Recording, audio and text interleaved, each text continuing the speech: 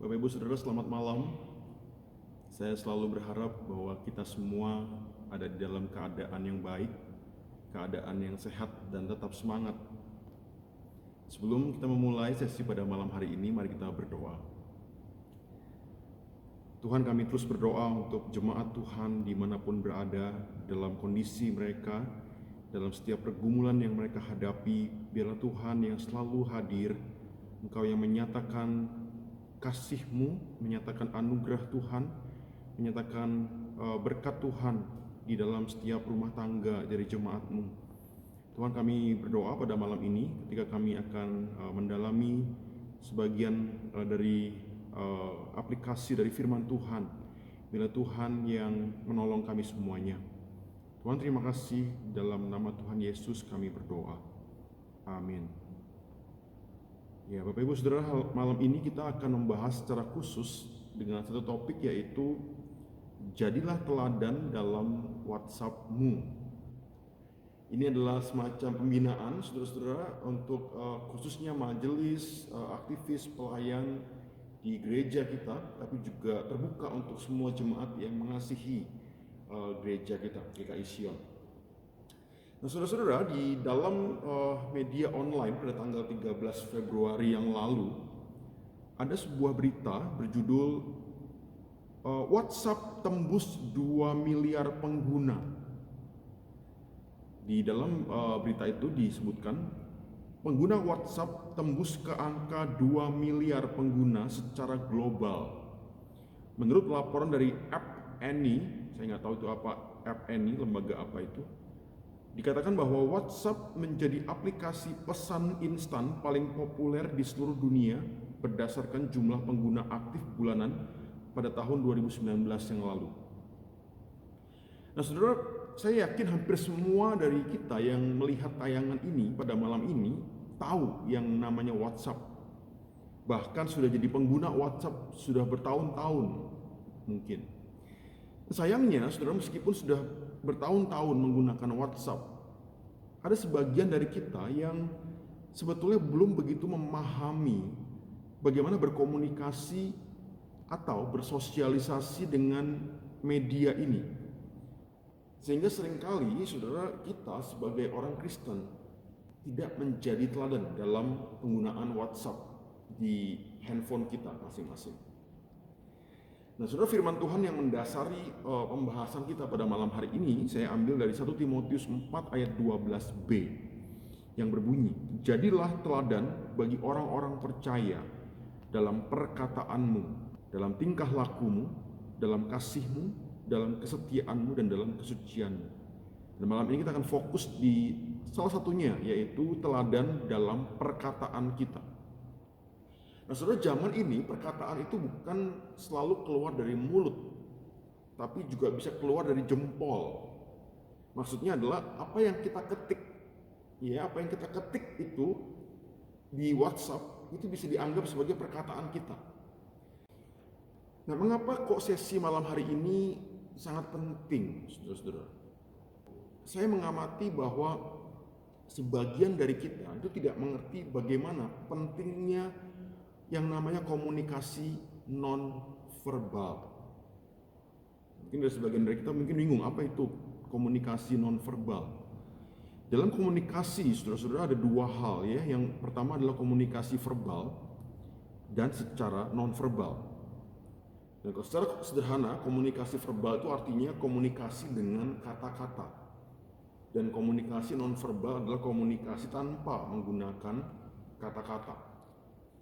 Nah, saudara, apa maksudnya komunikasi non-verbal yang nggak pakai kata-kata ini? Contohnya, saudara, ya, waktu kita ngomong dengan seseorang, kemudian sambil ngomong kita sambil ada tersenyum, kemudian mata kita memandang ke lawan bicara kita, maka itu sambil kita ngomong, maka itu mengkomunikasikan juga sesuatu. Misalnya, mengkomunikasikan bahwa kita merasa tenang, kita merasa nyaman, kita merasa hormat dengan lawan bicara kita. Kita merasa bersahabat, ada perasaan bersahabat dengan lawan bicara kita. Saudara, bayangkan kalau kita bicara dengan orang, tapi mulut kita cemberut misalnya, dan mata kita lihat ke arah lain, sambil kita ngomong sama orang, maka itu akan mengkomunikasikan sesuatu juga. Mengkomunikasikan bahwa kita merasa nggak nyaman berbicara dengan dia misalnya. Kita merasa tidak hormat sama dia misalnya. Kita merasa tidak ada perasaan bersahabat dengan dia. Dan hal-hal ini penting sekali saudara-saudara di dalam komunikasi nonverbal. Itu mengkomunikasikan sesuatu selain kata-kata yang diucapkan. Nah saudara, waktu kita berkomunikasi dengan orang lain dengan cara yang biasa, yaitu kita berhadapan muka dan ngomong, maka menurut sebuah penelitian, saudara-saudara, 55% dari pesan yang kita sampaikan itu tersampaikan lewat bahasa tubuh. 55%. Kemudian 38% itu tersampaikan lewat suara yang kita produksi. Maksudnya apa? Lewat volume suara, lembut atau keras misalnya. Itu mengkomunikasikan sesuatu juga. Tinggi nadanya atau rendah nada suaranya. Kemudian ada penekanan-penekanan tertentu di kata tertentu, di suku kata tertentu misalnya. Itu 38%. Dan hanya 7% saudara dari pesan kita tersampaikan lewat kata-kata yang diucapkan, yang kita pakai. Nah saudara, ini artinya hanya sekitar 7% dari komunikasi kita secara normal itu kata-kata. Dan sisanya 93% itu lewat komunikasi non-verbal selain kata-kata. Nah saudara, misalnya ekspresi dari mata saja ya, itu kita bisa memperlihatkan sikap atau perasaan tertentu. Misalnya dari pandangan mata aja bisa kita tahu ini orang sikapnya bersahabat atau tidak misalnya. Dia takut atau tidak, atau biasa aja. Dia merasa gembira atau merasa jijik dan sebagainya, itu tampak semua dari mata. Terus saya kasih contoh sekarang dengan satu kata yang sederhana sekali. Kata oke. Oke. Cuman satu kata sederhana. Nah saudara, ada berapa macam cara untuk ngomong kata oke. Cara yang pertama, oke Pak, baik, saya sudah mengerti. Yang kedua, oh oke, kalau ngurusin ikan cupang mah rajin ya, tapi kalau ngurusin mama sendiri malasnya minta ampun ya. Oke. Cara ngomong oke yang kedua. Yang ketiga, saudara, oh jadi Anda mau nantang saya duel sampai mati nih. Oke. Oke, saya ladenin. Cara ngomong oke yang ketiga. Oke yang keempat. Hah? Saya menang undian 100 juta? Wow, oke. Ini cara yang keempat, saudara. Yang kelima. Wah, di KI Sion ada penggalangan dana lagi ya dengan bikin kaos. Oke, saya akan beli 10 untuk saya dan keluarga saya. Misalnya begitu. Nah saudara bisa lihat ya, dengan satu kata oke yang sederhana ini, dengan tadi bukan cuma keluar kata oke, tapi juga dibarengi dengan bahasa tubuh, komunikasi nonverbal, dengan tinggi rendah nada suara, bisa dengan keras lembutnya, bisa dengan ekspresi mukanya waktu ngomong oke itu. Nah saudara lihat ya, waktu kita ngomong biasa itu akan keluar semua aspek-aspek verbal dan non-verbalnya. Tapi masalahnya waktu kita ketik di WA, di WhatsApp, saudara, maka aspek-aspek yang non-verbal itu sama sekali hilang. Nah kalau kita ketik oke, kata oke di WhatsApp, maka akan muncul seperti apa?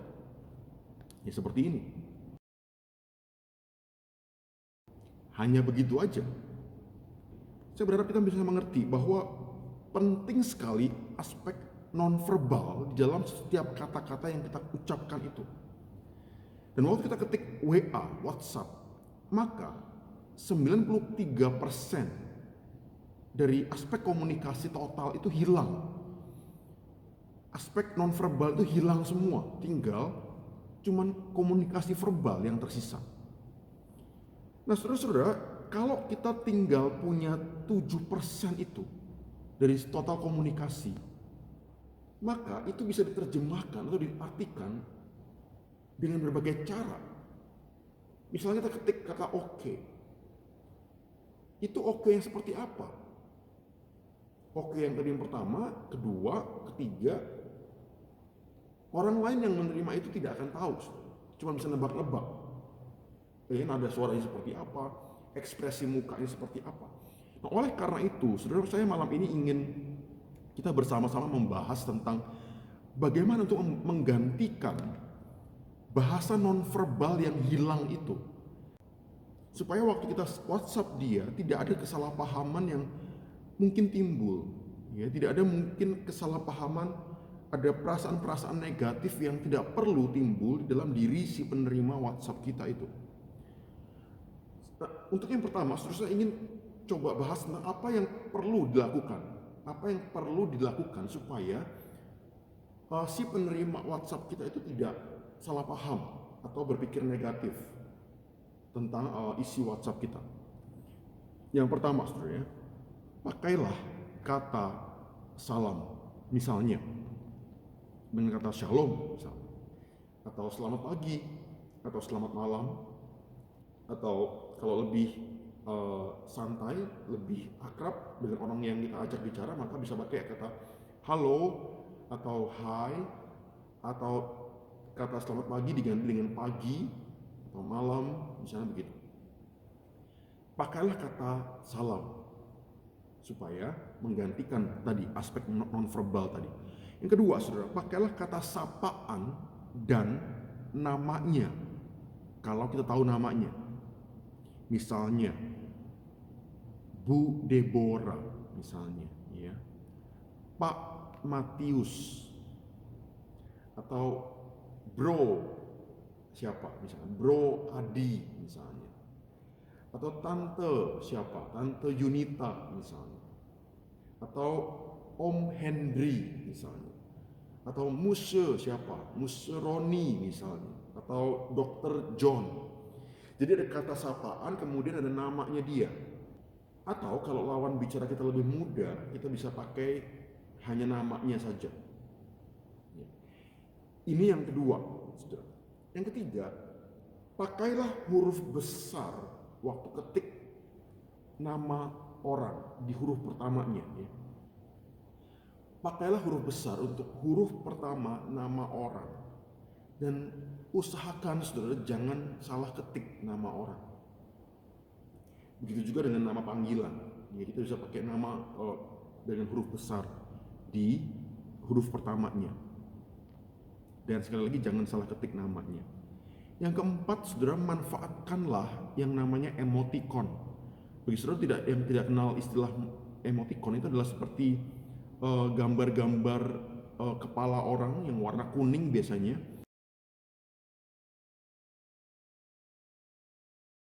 Itu ada yang senyum, ada yang tertawa, ada yang misalnya menangis, ada dan macam-macam.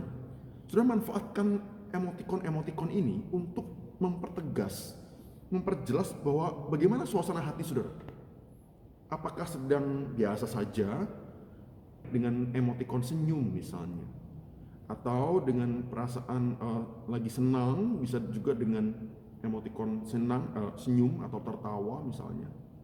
Pakailah itu supaya waktu tersampaikan ke orang lain itu bisa lebih positif. Orang tidak berpikir negatif tentang pesan yang kita ketik itu. Ini yang keempat, saudara, ya. Yang kelima, untuk menekankan kata tertentu, saudara, ya, menekankan kata atau kalimat tertentu, saudara bisa pakai dua tanda asterisk, maksudnya kata tanda bintang. Itu untuk membuat huruf-huruf kata itu lebih tebal jadinya.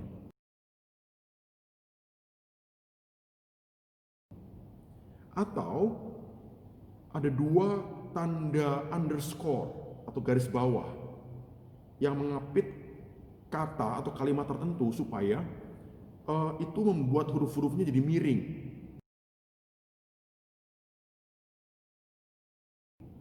Nah, kita bisa membuat penekanan-penekanan tertentu dengan cara ini. Ditebalkan atau dimiringkan. Ini yang kelima.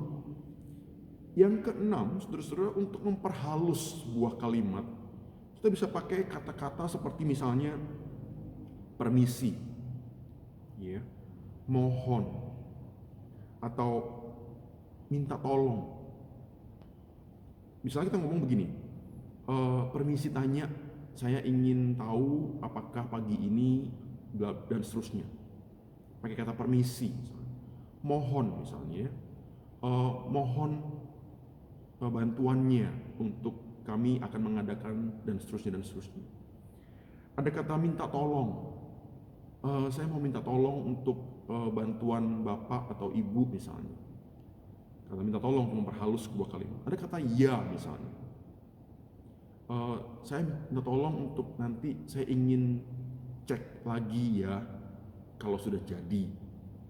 Ada kata ya, itu memperhalus sebuah kalimat. Atau kata kalau boleh, kalau boleh saya ingin mengundang bapak untuk hadir di dan seterusnya. Atau kalau berkenan, ini mirip-mirip dengan kata kalau boleh ya, kalau berkenan, atau kalau misalnya. Pakai kata ini juga boleh untuk memperhalus sebuah kalimat. Seandainya saya ingin meminta sesuatu bantuan dari bapak, apakah bisa, misalnya begitu. Seandainya, atau mungkin bapak berkenan untuk dan seterusnya. Kira-kira jam berapa bapak bisa datang ke kantor saya, kira-kira, ya. Ini untuk memperhalus kalimat, saudara. Sekiranya, kurang lebih sama dengan fungsinya dengan kira-kira. Apakah boleh, ya misalnya juga bisa memperhalus kalimat. Bolehkah, misalnya begitu. Atau bisakah, apakah memungkinkan, atau maaf mengganggu, atau kombinasi dari dua atau lebih dari kata-kata yang tadi yang saya sebutkan. Ini fungsinya untuk memperhalus sebuah kalimat, saudara-saudara, dan membuat kalimat itu tidak terkesan kasar, tidak terkesan cuma kasih perintah gitu ya, nyuruh-nyuruh orang, tapi ini ada aspek sopan santun yang memperhalus kata permintaan itu supaya nggak terkesan kasar dan memerintah-perintah. Nah, apa hal yang tidak dilakukan, jangan dilakukan, saudara ya. Yang pertama, untuk menekankan sebuah kalimat tertentu atau pesan tertentu, jangan pakai huruf besar semua di semua huruf atau huruf kapital, karena akan terkesan saudara mengetik dengan kemarahan. Saudara, ini jangan dilakukan. Yang kedua, saudara jangan sampai salah ketik nama orang. Misalnya begini,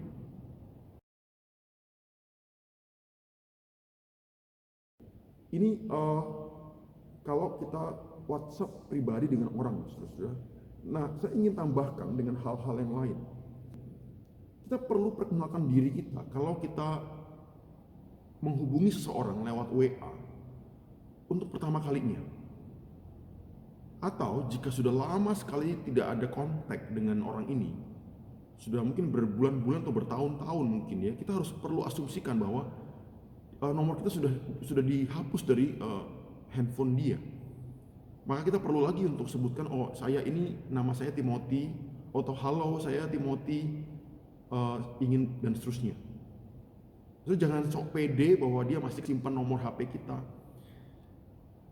Yang kedua, saudara, waktu kita pengen sharekan sebuah video atau sebuah gambar kepada seseorang, jangan cuma kirimkan gambar kemudian diem, tidak ada pesan apapun yang mengiringi gambar itu. Jangan cuma kirim video kemudian diem, berharap bahwa yang menerima pesan video itu atau gambar itu mengerti apa yang kita maksudkan. Saya pernah menerima seperti itu ya, kemudian saya menjadi bingung, ini saya mesti lihat video ini kemudian mesti merespon apa, atau bagian apa yang harus saya perhatikan dalam video itu supaya saya bisa kasih tanggapan. Karena kalau tidak ada pesan sama sekali yang mengiringi video itu, yang mengiringi gambar itu, maka kita dibiarkan menebak-nebak. Saya mesti ngapain dengan video ini? Ya, saya mesti ngapain dengan gambar ini? mesti jawab apa? Begitu. Saudara, jangan hanya share gambar atau video tanpa keterangan apapun. Yang berikutnya, saudara. Dan yang berikutnya lagi, perhatikan waktu. Misalnya jangan kirim pesan pada jam-jam orang pada umumnya sedang beristirahat. Ya, pada malam hari, subuh, ya jangan kirimkan pesan WhatsApp. Ini hal-hal yang sifatnya pribadi, saudara ya. Kalau kita berkirim pesan dengan orang. Sekarang saya ingin membahas bagaimana kalau kita di grup WA. Kurang lebih ada beberapa hal yang kurang lebih sama saja sebetulnya dengan kalau kita kirim pesan lewat WA secara pribadi. Tapi ada beberapa hal yang khusus kalau kita mengirimkan pesan dalam grup WA. Yang pertama, sadari apa tujuan dari grup WA itu dibentuk. Pada umumnya harusnya yang pertama kali mengundang itu memberitahu kepada semua anggota di dalam grup WA itu bahwa ini adalah grup WA apa, tujuan dibentuknya ini untuk apa, supaya semua orang tahu dan semua orang ketika mengirimkan pesan dalam grup itu dalam sebuah pemahaman bahwa apa tujuannya grup ini. Nah, saya ingin coba membahas misalnya dalam grup WA Jemaat GKI Sion. Ya, kita punya satu grup WA untuk Jemaat GKI Sion. Nah, apa tujuannya? Saya sendiri tidak tahu karena saya bukan orang pertama yang membentuk grup WA ini. Tapi saya terka-terka sebetulnya tujuannya adalah ini untuk memberikan informasi tentang seputar kegiatan gereja. Saya yakin ini betul. Yang kedua, misalnya kita bisa lewat grup ini saling memberikan ucapan. Misalnya ucapan selamat, ya selamat ulang tahun, atau selamat ada prestasi apa begitu. Atau mengucapkan simpati, misalnya ada yang berduka di salah satu jemaat GKI Sion misalnya. Atau mengucapkan apresiasi, terima kasih, penghargaan untuk jemaat tertentu misalnya. Kemudian bisa juga tujuan dari grup ini, kita bisa sharing hal-hal yang membangun apa? Membangun iman jemaat misalnya, membangun kerohanian jemaat, membangun pengetahuan tentang Alkitab, tentang firman Tuhan misalnya. Kita bisa sharekan itu. Atau saya tebak-tebak juga bisa juga kita sharekan kalau ada jemaat yang ingin membagikan informasi produknya atau jasa dalam grup ini, atau misalnya ada lowongan pekerjaan di tempat usahanya, bisa juga di-sharekan di grup ini. Saya kira itu tujuannya, saudara-saudara. Sekali lagi saya bukan yang pembuatnya, tapi saya tebak-tebak itu tujuan kurang lebih kalau kita punya sebuah grup WhatsApp jemaat gereja. Nah, apa yang perlu dikurangi, saudara, di dalam grup-grup seperti ini? Saudara, kurangilah hal-hal yang tidak perlu, misalnya tidak pantas, tidak bermutu, postingan-postingan dalam tanda kutip postingan sampah yang gak ada kaitannya dengan tujuan pembuatan grup ini, atau yang tampaknya penting buat saudara pribadi tapi belum tentu semua orang di grup tertarik soal itu. Misalnya ada soal-soal yang menyinggung penghinaan orang tertentu, etnis tertentu, ada humor-humor tertentu yang bersifat cabul misalnya, atau humor-humor yang menghina orang lain. Saudara, kurangi hal-hal seperti itu. Hindari membagikan hal-hal yang nggak penting seperti itu. Saudara, yang berikutnya, yang ketiga, soal kita berinteraksi di dalam grup WA. Saudara, prinsip yang penting adalah saring sebelum sharing. Saring sebelum sharing. Saudara, hidup kita masing-masing sudah cukup rumit. Nggak perlu lagi dikasih PR lagi. Misalnya dengan ketik, saudara-saudara tolong diperiksa kebenaran dari berita ini misalnya. Terus kalau memang kebenaran berita itu memang masih diragukan, tolong jangan di-sharing, tolong jangan dibagikan, karena jangan-jangan berita itu bohong misalnya. Terus kalau memang kebenaran berita itu masih diragukan, tolong tidak usah disebarluaskan, dan jangan pernah membagikan berita bohong atau hoax. Yang keempat, saudara, di dalam grup WA yang isinya banyak orang, jangan cuma hanya berbicara berdua dengan orang tertentu. Balas-balasan hanya A dan B, kemudian untuk waktu yang cukup lama begitu. Saudara, hindari hal-hal seperti ini. Kalau saudara ingin berinteraksi dengan orang tertentu, jangan di grup, tapi lakukan secara pribadi. Itu yang keempat. Saudara, yang kelima, waktu kita berinteraksi di grup WA, jangan langgar privasi orang lain.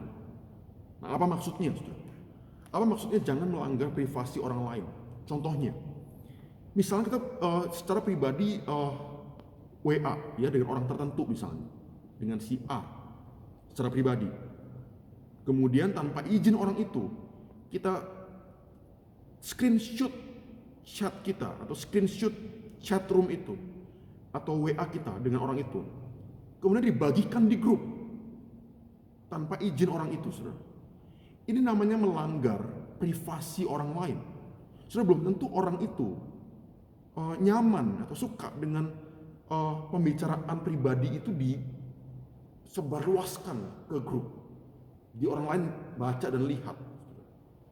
Ini yang namanya melanggar privasi orang lain. Yang kedua, saudara, yang melanggar privasi orang lain adalah begini: memforward ketikan WA dari seseorang, tapi secara langsung ke grup tertentu, grup WA tertentu, tanpa izin orang itu. Terus sekali lagi ya, ini melanggar privasi orang lain. Orang yang di forward chatnya itu, WA-nya itu, belum tentu suka, belum tentu nyaman. Jadi jangan lakukan ini. Kalau tanpa izin orang itu, jangan lakukan itu. Ini namanya melanggar privasi orang lain, saudara.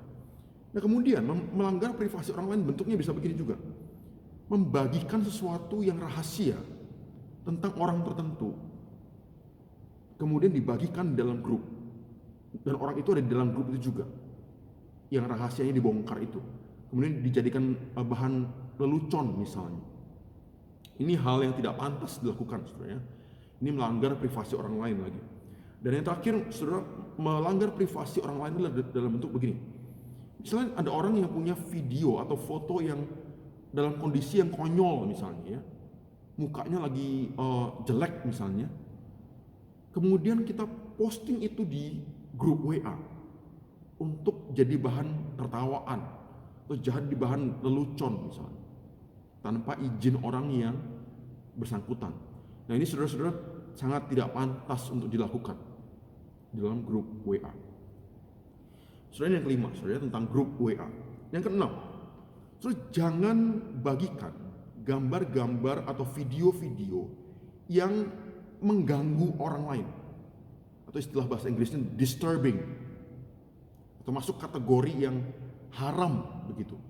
Contohnya apa, saudara? Yang pertama, misalnya gambar atau video yang serem, yang mengerikan atau menakutkan. Contohnya penampakan hantu misalnya, atau meskipun itu bukan hantu asli ya, hantu bohong-bohongan, tapi untuk orang tertentu, saudara, itu bisa sangat mengganggu dia ya. Yang pertama. Yang kedua, misalnya contoh atau gambar video yang tidak pantas untuk dibagikan, misalnya yang menjijikkan. Apa sih hal yang menjijikkan? Misalnya ada tikus yang tertabrak mobil, terlindas mobil ya, kemudian isi perutnya keluar misalnya, kemudian ada belatung-belatung di bangkai tikus itu, kemudian difoto, kemudian kita bagikan ke orang banyak di grup itu. Ini gambar yang menjijikkan, yang sangat tidak penting, tidak perlu untuk dibagikan, bisa mengganggu sekali untuk orang-orang tertentu. Yang ketiga, misalnya foto atau video korban kecelakaan, jangan pernah bagikan ini di grup.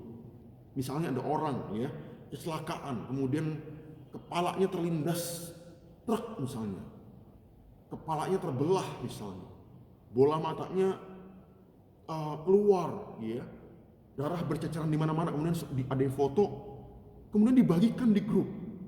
So, jangan pernah lakukan itu. Ini adalah gambar-gambar atau video yang mengganggu, disturbing. Atau gambar lain misalnya, atau foto lain, atau video lain misalnya, pelaku bunuh diri. Ada orang yang masih barusan mati tergantung di tali gantungan, difoto kemudian dibagikan misalnya. Atau yang lain misalnya foto atau video kekerasan.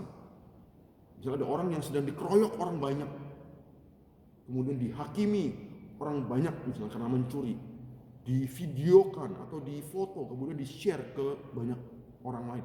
So, jangan lakukan itu. Dan yang terakhir adalah jangan sebar foto atau video yang menjurus ke misalnya pornografi. Ya. Saudara, ini dalam hal-hal di dalam grup, ya, kita punya sopan santun, tata cara di dalam grup WA. Tadi ada 6 hal tadi. Sekali lagi saya ulang lagi sekali lagi, saudara, ya. Yang pertama, sadari apa tujuan dari grup itu dibentuk. Kedua, kurangi hal-hal yang tidak perlu untuk dibagikan. 3, saringlah sebelum sharing. 4, jangan bicara hanya orang tertentu dengan orang tertentu, berduaan saja di dalam grup. Kalau mau begitu, chat pribadi, WA pribadi. Yang kelima, jangan langgar privasi orang lain. Yang keenam, jangan bagikan gambar-gambar yang disturbing atau mengganggu orang lain. Ini hal-hal yang berkaitan dengan grup WA, saudara. Dan yang terakhir, saudara, saya ingin membahas tentang status WA. Ya, kita tahu ya, ada status kayak kita posting di status WA, banyak orang posting itu setiap hari. Nah, saudara, kalau itu berpotensi untuk menimbulkan kecemburuan sosial, saudara, saya sarankan jangan posting gambar atau video itu. Misalnya saudara punya mobil baru yang mewah sekali misalnya, kemudian saudara fotoin, kemudian dipasang di status saudara, status WA saudara. Saudara, memang nggak ada yang larang sih hal-hal seperti ini. Cuman saya sarankan nggak usah lah pamer-pamer hal seperti itu.